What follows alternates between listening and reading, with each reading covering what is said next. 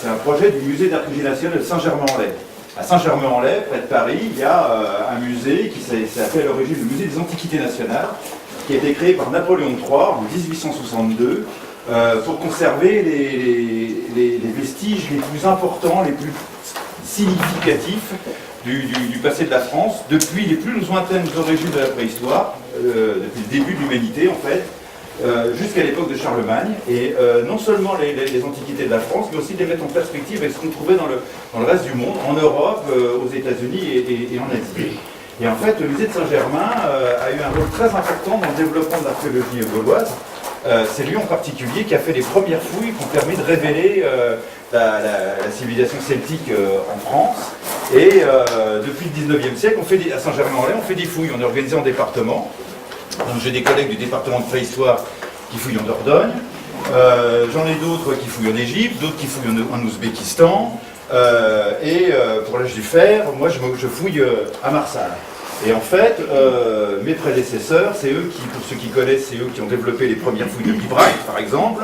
Et au 19e siècle, ce sont mes prédécesseurs qui ont fait les fouilles des sites d'Alésia, de Gergovie et des tombes de Champagne.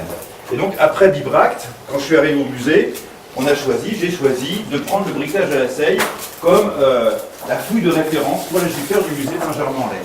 Alors, ce que nos recherches ont montré, c'est plusieurs choses. C'est d'une part que dans la vallée de la Seille, il y avait eu une exploitation du sel à l'époque celtique, c'est-à-dire on est entre le 7e siècle avant Jésus-Christ et le 5e siècle avant Jésus-Christ. En gros, pour ceux qui commencent à faire de l'histoire au lycée ou au collège, c'est l'époque de la fondation de Rome, Romulus et Rémus, c'est à peu près cette époque-là, c'est avant la Grèce classique, et à cette époque-là, à l'époque celtique, il y a une exploitation du sel qui est une taille véritablement industrielle. Et c'est ce qu'ont montré nos recherches, et les nouvelles prospections géophysiques dans lesquelles on mesure le magnétisme du sous-sol qu'on a fait en 2016, cette saison. On ne voit pas très bien sur l'image, mais on a trouvé ici un grand fossé monumental, un double fossé, qui borde une grande avenue qui fait à peu près 150 mètres de long, avec une espèce de tour, une porte monumentale. Évidemment, on ne sait pas de quand ça date. Et puis ici, on a un fossé, probablement une fortification, ou peut-être d'un méandre de la Seille ancienne, avec encore des nouveaux ateliers de production du sel, peut-être de l'époque gauloise. Donc ça a révélé, si vous voulez, la dimension vraiment industrielle de l'exploitation du sel à l'époque celtique. Et puis le deuxième aspect de nos recherches, c'est un aspect environnemental, c'est-à-dire que ce que nos recherches ont pu nous montrer, c'est que la vallée de la Seille, qui est marécageuse depuis le Moyen-Âge, et qu'on avait eu tendance à penser comme ayant été éternellement marécageuse. En fait, les fouilles et les recherches qu'on appelle les géoarchéologues, ces gens qui étudient la géologie des sédiments, ça a permis de montrer qu'en fait c'est un phénomène récent. Et qu'à l'époque où on exploitait le sel, à l'époque celtique, en fait la vallée était complètement sèche et le fond de la vallée était occupé par des fourneaux et des habitats. Et en fait c'est parce que les producteurs de sel de l'époque celtique ont jeté les déchets industriels directement dans la vallée, comme font tous les industriels, en général on jette les saloperies directement sur place, on ne va pas s'embêter à les enfouir quelque part. Ça a conduit en fait à boucher, à obstruer l'écoulement de la vallée et ça a contribué à la combler. Alors à l'origine, à l'époque préhistorique, il y avait une pente qui faisait 4 mètres sur 10 km. Et aujourd'hui, la pente elle est inférieure à 1 mètre. Donc vous voyez, le fond de la vallée est quasiment plat et il s'est rempli de sédiments, en gros à partir de l'époque gauloise. Et aujourd'hui, la vallée est presque complètement remplie. C'est comme si vous remplissiez une baignoire ou un lavabo. La surface est presque horizontale. Et donc c'est pourquoi la Seille ne coule pas. Elle a beaucoup de mal à couler. Et ça, ce phénomène-là, c'est un phénomène en fait, qui a été produit par l'action de l'homme et en particulier par l'activité d'extraction du sel à l'époque préhistorique. Alors c'est intéressant parce que ça permet de comprendre que l'environnement actuel, c'est compliqué, c'est à la fois des actions humaines et à la fois des processus naturels, c'est l'interaction. Et puis surtout, ça permet d'avoir du recul sur les phénomènes industriels, parce que actuellement, les phénomènes industriels, la préhistoire de l'industrie en Europe, c'est la révolution industrielle, c'est les années 1840-1850, et on n'a pas de recul sur l'évolution des phénomènes industriels, c'est à peine 150 ans. là on peut voir comment le paysage a évolué et s'est transformé au cours des 2500 dernières années et comment ça a contraint les hommes à occuper l'espace. Donc vous voyez, l'archéologie, c'est pas uniquement étudier le passé, c'est voir comment le passé continue encore à influencer sur le présent. Alors, ce que nos recherches ont permis également de mettre en évidence, c'est un nouveau regard sur la société de l'époque celtique qui est très mal connu, parce qu'en fait, c'est connu essentiellement par les textes des auteurs grecs du 5e siècle avant Jésus-Christ et les textes des auteurs romains du 1er siècle avant Jésus-Christ, contemporain de la conquête romaine. C'est essentiellement Jules César et un auteur grec qui a travaillé un petit peu avant lui qui s'appelle Posédonios. C'est le 1er siècle avant Jésus-Christ. Et en fait, c'est très intéressant parce qu'ils ont le regard de leur société sur des gens qui ont une culture différente. Et en fait, ils n'ont pas perçu comment fonctionnait la société. Ils les ont regardés avec leurs a priori, en fait.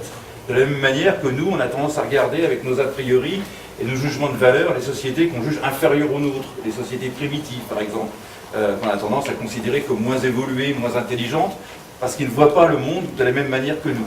Eh bien, les Grecs et les Romains ont fait de même, et donc on a du mal, on n'a pas de connaissance de l'intérieur de ces sociétés-là. Et ce que nos recherches ont montré, c'est qu'en fait, il y avait une division sexuelle du travail dans la production du sel. C'est-à-dire que c'était plutôt les femmes qui s'occupaient de la concentration de la saumure. Hein. Il faut amener la saumure à saturation avant de la faire chauffer pour extraire le sel. Et en fait, que ces femmes qui travaillaient dans les ateliers, ce n'étaient pas des pauvres. C'était des femmes des fractions supérieures de la société. En travaillant, elles ont cassé beaucoup de leurs bracelets. Oui, c'est des gros bracelets en roche noire. Et ces bracelets-là, on les retrouve dans les tombes des niveaux vraiment supérieurs de la société. C'est des femmes qui sont enterrées avec une classe d'aristocrates cavaliers qui combattent à l'épée, une sorte de chevalerie, si vous voulez, qui occupe vraiment le sommet de la société. Donc, c'est pas un travail qui est fait par des ouvriers, c'est un travail qui est contrôlé par des gens qui appartiennent à la partie supérieure de la société et qui s'enrichissent grâce au sel. Alors, petite parenthèse pour ceux qui connaîtraient pas bien le problème du sel. Aujourd'hui, le sel, c'est quelque chose qui n'a pas beaucoup d'intérêt économique, hein, ça sert surtout à saler les routes et puis à mettre dans la nourriture. Mais avant l'invention du frigo et des techniques de réfrigération, c'est le seul moyen de conserver la nourriture, c'est les salaisons. Hein, vous connaissez tous l'histoire de Saint-Nicolas en Lorraine, et les trois petits-enfants dans le Savoie. Le seul moyen de conserver de la viande, c'est de la saler. Et beaucoup de préparations de viande traditionnelle, c'est des choses qui sont liées au sel. Hein. Le jambon, le saucisson, le fromage, il y a aussi, dans l'est de la France, il y a la choucroute, hein, c'est des choses qui sont conservées dans le sel. Le hareng, c'est conservé dans le sel. Beaucoup de choses, beaucoup d'éléments de la nourriture sont conservés dans le sel. Et puis aussi les animaux, ça les agriculteurs connaissent bien ça, les animaux, les herbivores, ils ont besoin qu'on complète leur régime alimentaire avec du sel parce que ça les fortifie. On avait observé déjà dès l'époque romaine, dès l'Antiquité, que les vaches donnent plus de lait, les moutons donnent une meilleure laine, et puis les chevaux sont plus vigoureux si on leur donne du sel. Donc en fait, dès le moment où il y a des sociétés sédentarisées, c'est-à-dire qu'il y a des villages, dès le moment où les agriculteurs apparaissent, et chez nous, en France, ça apparaît vers le début du 5e millénaire avant notre ère. Dès le moment où vous avez des communautés agricoles, il y a des troupeaux, il faut conserver la nourriture pendant toute l'année. Donc vous avez besoin de sel, vous avez besoin de quantité régulière de sel. Or, quand vous êtes au milieu de la campagne, comme ici, on a 400 km des côtes, il n'y a pas de sel. Et donc des endroits comme celui-là, où les sources salées affleurent naturellement, avec une concentration qui est 3 fois celle de la Méditerranée, hein, c'est aux alentours de 100 grammes de sel par litre. Vous imaginez, c'est une richesse incroyable. Celui qui exploite ça, exploite une matière première qui est essentielle à la communauté, non seulement des gens d'ici, mais des gens de tous les environs. Et on estime que le sel de Marsal a pu alimenter des bassins de population qui allaient au moins jusqu'au bassin parisien, une bonne partie du sud-ouest de l'Allemagne, la Franche-Comté, une partie de la Suisse et le nord de la France. Donc vous voyez, ça a le potentiel d'alimenter un bassin de population très important. Donc en fait, les gens qui contrôlent ça sont des gens qui profitent d'une ressource extraordinaire pour l'époque. Et nos recherches ont montré comment le sel avait contribué à ça. Ce bel objet qui était en haut à gauche, ouais. Qu'est-ce que c'est? C'est une attache de vase à boire qui vient de Suisse, qui vient de Crècheville. Et c'est la déesse des animaux. Hein. C'est une déesse celtique avec des ailes. Et puis vous voyez qu'elle est environnée de petits lionceaux qui tiennent dans leurs griffes un lièvre. Hein. Donc c'est le rôle des femmes. Hein. Les femmes ont un rôle très important dans la société celtique. Et ça date de quelle époque? Ça date du 6e siècle avant Jésus-Christ, la même époque que ça. Alors ce que nos recherches ont montré aussi, c'est qu'en fait, ils produisaient du sel, mais ils ne produisaient pas que du sel. Le sel, c'est une activité manifestement saisonnière, et c'était des artisans spécialisés, hein, donc déjà des industriels, et ils transforment aussi des matières premières, comme les roches noires, dont ils font des bracelets. Ils travaillent aussi le bronze, hein. On a trouvé l'année dernière un petit lingot de cuivre argentifère allié avec du plomb. Donc ça, c'est utilisé pour la fabrication de petits objets de parure. Et puis, ils travaillent aussi le fer. Là, vous avez un dépôt de lingots de fer qui est présenté en ce moment au musée, qui a été trouvé en 1982 quand on a fait le tout à l'égout de Marsal, devant la salle des fêtes. Et vous voyez, ce sont des gros lingots de fer. Leur analyse a montré que c'était des minerais de provenance différente, hein, de tous les de la France et de l'Allemagne. Et en fait, à partir d'un lingot, on peut le retravailler et puis on peut faire toutes sortes d'objets, des épées, des éléments de char, des outils, toutes les choses dont on a besoin. Et puis aussi, nos recherches ont montré, parce qu'on a énormément de restes organiques, hein, c'est un sol qui est très favorable à la conservation des restes végétaux. On a les recherches archéobotaniques qui ont été réalisées à Marsal ont permis de montrer toute la gamme des végétaux qui étaient cultivés, comme le millet, l'orge, l'épeautre, les midonniers, etc. Et aussi des plantes qui servent oléagineuses, qui servent d'huile. Laurent? Oui. Oui. Oui. Vas-y. J'y vais d'abord. Comment est-ce que tu as déterminé que l'activité liée au sel proprement dite était saisonnière? Alors ça, on l'a vu, on ne peut pas aller dans le détail, mais on l'a vu avec les fouilles qu'on a faites à la digue, où en fait on voit très bien, on a des niveaux de dépôt alluvial. Le site est occupé pendant moins d'un siècle, hein. On estime 50 à 75 ans, et il est rythmé par une trentaine de dépôts alluviaux qui viennent au fur et à mesure que les gens jettent des déchets industriels. Hein. Et puis, l'ethnoarchéologie, c'est-à-dire la comparaison avec les populations archaïques qui font encore du sel, donc ça montre que c'est une activité qu'il faut plutôt en été et au printemps, quand il y a du vent et quand il y a du soleil. Parce que ça aide naturellement à concentrer la saumure. Si tu fais ça en hiver où il pleut, où il fait froid, tu vas gaspiller du combustible à essayer de concentrer ta saumure, alors que si tu es en été, ça va se faire naturellement. Donc, c'est des indices qui laissent à penser que c'est vraiment une activité de printemps-été. Juste ma question. Oui, les roches noires, donc on transforme, mais elles proviennent d'où? Alors on ne sait pas. On a fait des analyses pour voir quelle était leur composition chimique. Donc on voit que ça vient d'un même gisement. Et en fait, ce type de roche, on en a beaucoup à cette époque-là. Et on pense que ça vient plutôt de Suisse ou du Jura. Hein, mais on n'a pas trouvé le gisement qui permet de dire, ça vient. Alors c'est un problème. C'est un problème d'archéologie, c'est-à-dire qu'on a beaucoup de gisements de matières premières, comme l'or, c'est le problème de l'or en particulier. Quand on étudie les ors, on voit qu'il y a des groupes de compositions chimiques très particuliers, mais on aurait besoin de gens qui passent leur vie à aller sur tous les gisements, ramasser des petits échantillons et les faire analyser pour qu'on puisse dire, ben voilà, cet or ou cette roche-là vient de tel endroit. Et ça, on manque de géologues passionnés qui fassent ça. Mais ça finira par arriver, on y arrivera. Oui, d'accord. Voilà, alors surtout, ce qu'ont mis en évidence nos travaux depuis 2014, c'est des phénomènes d'inégalité sociale, mais poussés à un point qu'on ne soupçonnait pas jusqu'alors. En 2014, on a trouvé un silo, donc une fosse qui servait de réserve, de resserre à produits agricoles, qui avait été abandonné. On a trouvé 8 corps qui avaient été jetés dedans. D'abord 4, 3 femmes et un homme. Et puis ensuite, le silo avait commencé à s'effondrer. Et puis on a rejeté encore 4 corps, surtout des hommes, dont celui d'un petit enfant. On ne sait pas si c'est un garçon ou une fille, parce qu'on n'a pas assez d'ossements conservés, qui avait entre 4 et 6 ans. Et par le carbone 14, ils sont bien datés, ils datent du 4e siècle avant Jésus-Christ. Et on a fait étudier les ossements par on appelle ça des paléopathologistes, hein, qui ont montré qu'en fait, ils avaient tous connu des conditions de vie très difficiles. Beaucoup ont eu des fractures aux phalanges, ce qui est quand même assez rare. Certains avaient des fractures aux côtes, dont certaines n'étaient pas cicatrisées, ne s'étaient pas consolidées. Et puis surtout, beaucoup, les hommes et les femmes avaient des déformations du talon. C'est une déformation qui est rare, hein, qu'on rencontre dans moins de 5% des cas des populations. Et en fait, c'est souvent lié au port de charges très très lourdes. Quand vous portez toute votre vie à longueur de journée des choses très lourdes, ça vous déforme la colonne vertébrale, mais ça vous déforme aussi la voûte plantaire. Ça vous déforme le talon, l'os du talon, le calcanéum.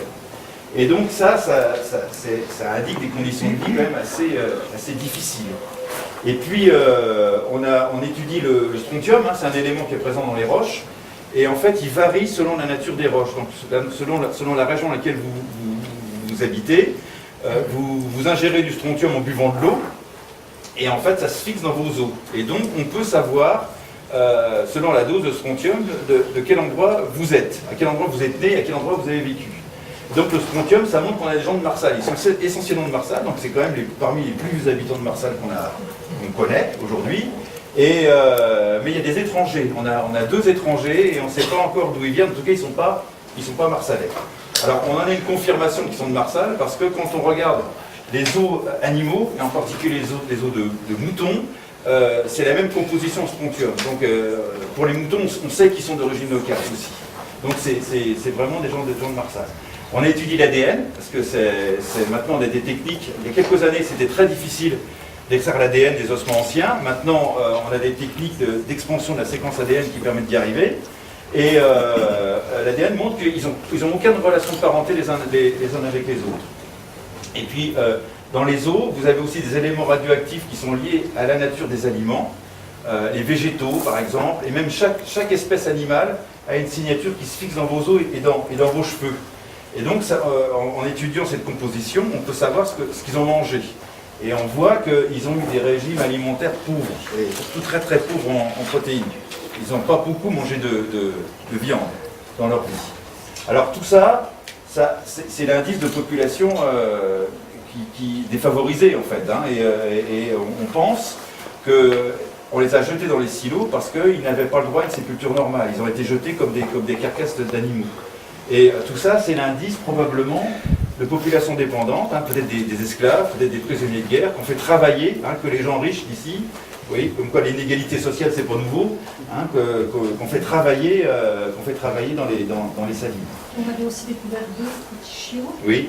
Et on n'a pas fait d'études plus poussées concernant ces 2 chiots. Non, ça on n'a pas encore fait ça, parce qu'il faut que je trouve le spécialiste qui s'intéresse à l'ADN des chiens, et ça j'ai du mal à trouver ça encore. Mais je ne désespère pas d'y arriver.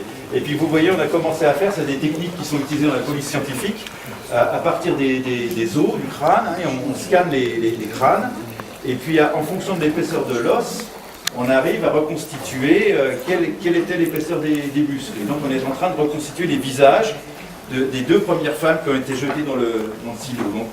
Donc ça c'est des images qui sont de la semaine dernière. Il y a encore des difficultés à reconstituer le nez, vous voyez le nez est très endommagé, mais ça c'est une étape tout à fait intermédiaire, on aura une idée de ce à quoi elle ressemblait.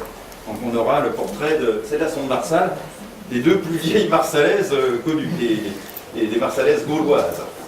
Donc en fonction de l'épaisseur des os, on arrive à reconstituer le muscle. C'est ça, et donc on s'en sert par exemple quand on trouve des corps récents, hein, quand des gens ont été... on trouve des morts dans la nature, hein, des morts récents, qui sont trop décomposés. C'est des techniques qui sont utilisées pour reconstituer leur visage et donc qui permettent de les identifier. Voilà. Alors, évidemment, la question se pose de savoir où sont leurs tombes. Et tout près d'ici, à Mulsay, vous voyez, Marsal est là, ici, et Mulsay est là, entre Marsal et Mulsay. On a fait une prospection géophysique sur un petit ensemble de tumulus. Dans les tumulus, c'est des tombes. En fait, les gens sont enterrés dans une tombe individuelle et leur tombe est recouverte d'une grosse butte de terre. Et donc on a un petit groupe de tumulus, donc un assez gros, vous voyez, qui fait 50 mètres de diamètre. Et la géophysique, ça c'est des images géophysiques, vous voyez la tombe centrale ici avec le tumulus, un autre là. Et puis surtout ce qui est intéressant, c'est celui-là. Vous voyez un petit tumulus ici, un autre délimité par un cercle, et en fait, là, vous avez la trace d'une chambre funéraire qui fait à peu près 4 mètres sur 4, une chambre carrée.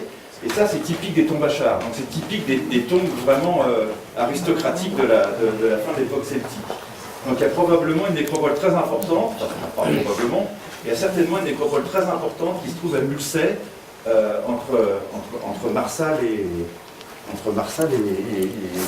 village d'à côté. Voilà. Alors, donc oui. Ça ne peut pas être une confusion avec des modes féodales? Ah non, non, le mode féodal c'est beaucoup plus gros, hein. C'est beaucoup plus gros. Ça, et puis c'est beaucoup plus prononcé. Et c'est délimité par un fossé et une basse-cour. Que 50 mètres. C'est gros, hein, 50 mètres. Oui, c'est gros. Oui. Non, mais justement, comme l'emplacement de ce tumulus c'est celui-là, on sait qu'il y a une chambre dessus et que ça recouvre un tumulus plus ancien, comme c'est souvent le cas. Alors, les collections issues des recherches, elles sont destinées à aller au musée du sel. Hein. Et le musée du sel, le musée de Marsal, en fait, c'est un musée très particulier, parce qu'évidemment, c'est un musée de village, mais surtout, c'est un musée qui a été créé par les habitants de Marsal. Et à l'origine, ça a été créé par quelqu'un qui s'appelle Armand Demange, qui est un agriculteur des années 1920, qui a été formé à l'archéologie par les archéologues du 19e de Nancy, et qui s'est passionné pour l'étude du briquetage de la Seille. C'est lui qui a fait toute une série de recherches dans les années 1910 et 1920, et il avait créé un premier musée, qui était situé à côté, où il y avait tout le résultat de ses recherches sur le briquetage de la Seille. Et en fait, ce premier musée a disparu pendant la période de l'annexion allemande, pendant la guerre, et on a des courriers, j'ai retrouvé des courriers qui montrent que l'Institut scientifique de la SS s'intéressait aux collections de Marsal, parce que pour eux, ils voulaient démontrer que cette partie de la Lorraine française qui a été annexée à l'Allemagne avait toujours été d'identité germanique. Et donc que les choses extraordinaires qui avaient été produites ici, comme le briquetage de la Seille, en fait c'était germanique, c'était pas celtique. Et donc ces collections ont été déménagées pendant la guerre, et on ne les a jamais retrouvées ensuite.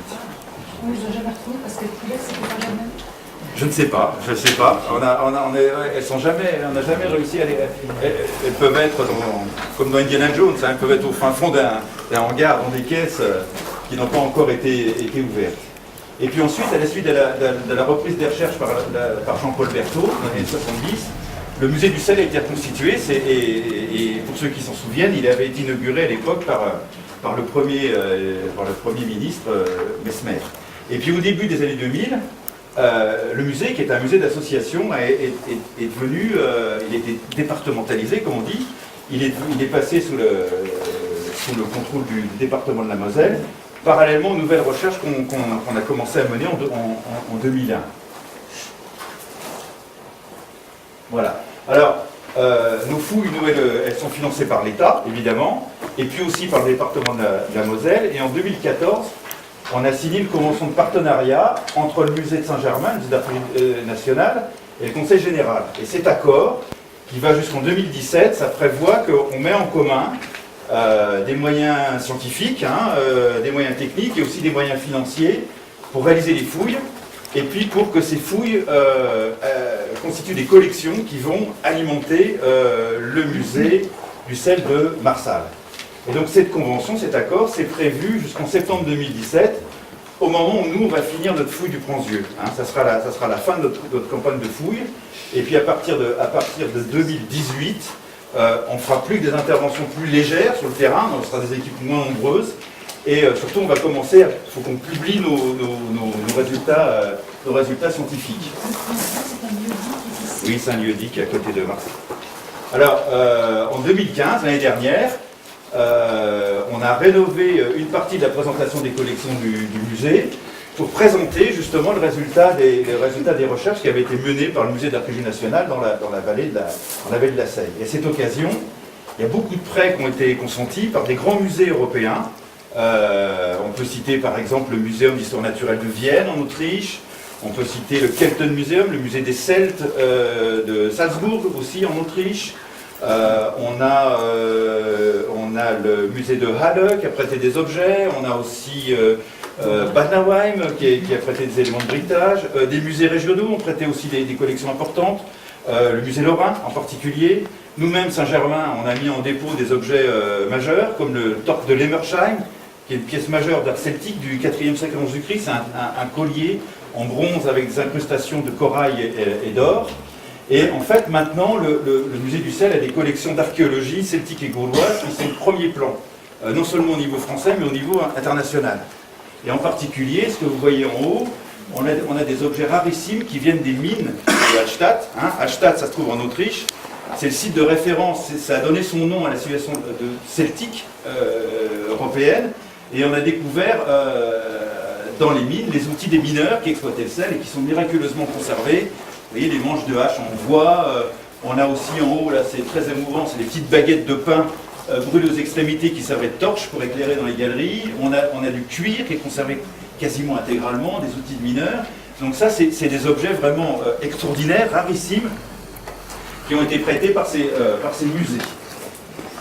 Alors donc au total, les collections du musée du sel, je le redis parce que, comme on dit, nul n'est prophète en son pays, quand on est quelque part, on ne s'en rend pas forcément compte, mais vous avez au musée du sel les collections qui sont naturellement les plus importantes, on peut le dire, au monde, pour l'archéologie du briquetage de la Seille, et c'est pas rien, parce que c'est la plus grande exploitation industrielle du sel de la préhistoire du monde ancien, on peut le dire, hormis la Chine, c'est la plus importante. Le musée du sel, c'est aussi dépositaire de la plus importante collection de bois travaillés d'époque celtique en France. Vous en avez toute une série qui est présentée là, donc avec des objets uniques, comme ce fond de baquet à saumure en bois, des cordes qui servent à tirer la saumure des puits, vous avez des bois travaillés, des petits objets, vous avez de la vaisselle de bois, et toute une série de lieux. Et puis, on ne sait pas, mais grâce à nos recherches, on a pu constituer la troisième collection numismatique gauloise, donc les monnaies gauloises de Lorraine, après les collections très importantes du musée lorrain de Nancy, du musée de Metz. On en a plusieurs centaines, qui proviennent toutes de contextes archéologiques, ce n'est pas des objets sans provenance.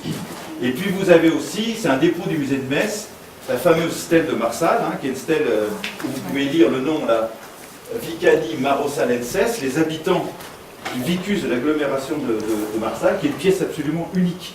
C'est une dédicace à l'empereur Claude. Et dans le monde romain, il y en a deux en Europe. Il y a Marsal et Amiens. Donc des objets absolument extraordinaires, en fait. Alors, malgré tout ça, il faut dire que le fonctionnement du musée du sel n'est pas à la hauteur des collections qu'il conserve. Et c'est absolument pas une critique vis-à-vis de l'équipe du musée qui se partage, vous ne le savez peut-être pas, entre deux musées, qui doivent travailler entre le musée de Vic-sur-Seille et le musée de Marsal. Ils ont une très grosse charge de travail, et le problème, c'est qu'il n'y a pas de conservateur spécialisé en archéologie pour s'occuper de ce musée. Ce qui est maintenant essentiel et urgent. Il n'y a pas non plus de personnel scientifique. On leur fait faire un travail pour lequel ils ne sont pas formés.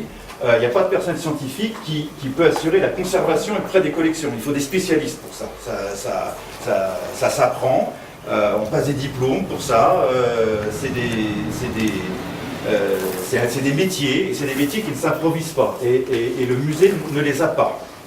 Et c'est un problème, naturellement, pour tous ces objets extraordinaires qui ont été déposés, tous ces objets en bois qui ont été déposés par les grands musées européens, et dont on est comptable, dont on est comptable de la conservation.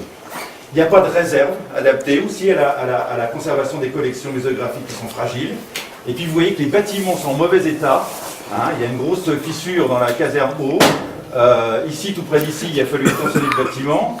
Ces bâtiments, ils ont besoin d'être entretenus, ils ont besoin d'être réhabilités. Et plus on attend, et plus les travaux qui nécessiteront d'être entrepris seront importants. Et puis aussi, c'est une chose qu'on peut regretter, mais il y a un découplage entre l'activité du musée et le problème des fouilles. Il y a une fête gauloise qui a été réalisée il y a le week-end dernier. La fête gauloise a été réalisée sans concertation avec les fouilles, alors que je m'occupe du département d'archéologie gauloise. C'est bête, on aurait pu en profiter pour présenter les fouilles, pour ouvrir cette fête sur la reconstitution du sel, etc. Donc il y a un souci, en fait. Et les collections sont en danger. Les collections sont en danger. Ça c'est les locaux dans lesquels sont conservés la collection des bois celtiques de Marsal, qui ont fait l'objet de restaurations très coûteuses au laboratoire Art Nucléaire de Grenoble. Il y en a eu plusieurs dizaines de milliers d'euros, et elles sont conservées dans un endroit qui est exposé à la poussière et qui n'est pas adapté. C'est un endroit dans lequel ces collections sont en danger. Et ce sont des collections qui sont essentielles.